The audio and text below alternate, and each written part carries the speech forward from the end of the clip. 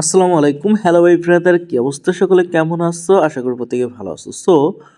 আজকে এটাকে কি বলে, যাত্রাপালা বলে, সেখানে দেখতে আসছি। আমার বাসায় যে থাকি তার পাশেই। তো আসার পরে দেখতেছি পোলাপানে ড্যান্স করতেছে এবং আশেপাশে অনেক দোকান বসছে, যেখানে সদাই সবকিছু বিক্রি করতেছে। এগুলো তো খেতে হবে, কারণ না খেলে তো আর ভাল লাগবে না, ঠিক আছে? এখানে দেখেন, ওই পাশে সবাই ড্যান্স করতেছে। দেখেন, ড্যান্স শুরু হবে মানে আমরা তো ৯টার সময় আসছি। পরে আমরা এখানে মুড়ি এটা কি পেয়ারা মাখা বলে, সেটা আমরা কিনে নিলাম। কিনে টেস্ট করতেছি। এটা খেতে কিন্তু আসলে অনেকটা মজা।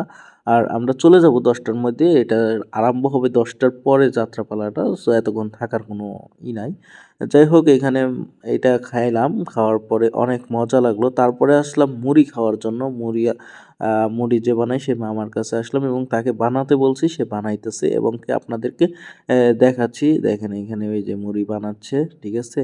আর আশেপাশে কিন্তু লোকজন মাত্র আসতেছে, মানে আরো হয়তো লোকজন হবে। তারপরে আমরা মুড়িটা খেয়ে নিলাম। মুড়ি মাখাটা মোটামুটি ভালোই লাগলো।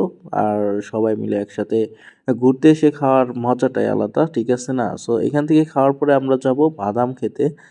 এখানে দেখি বাদাম ভাজতেছে। পরে আসলাম বাদাম ভাজা নিতে। বাদাম ভাজাটাও মজার ছিল। বাদাম খেতে তো এমনিতেই অনেক মজা লাগে। তারপরে এখান থেকে আঙ্কেলের কাছ থেকে বাদামটা নিয়ে নিলাম এবং কি আমরা ভাগ করে খাচ্ছি। যাই হোক, খুবই ভালো লাগতেছে, ঠিক আছে? তারপরে এখান থেকে খাওয়া-দাওয়া করে এই চলে গেছি ১০টার আগেই। বাসায় এসে পড়ছিলাম, ঘুমাইয়া পড়ছিলাম এবং কি সকালে উঠে রান্না করতে হবে। কারণ রান্নার মতো কিছুই নেই।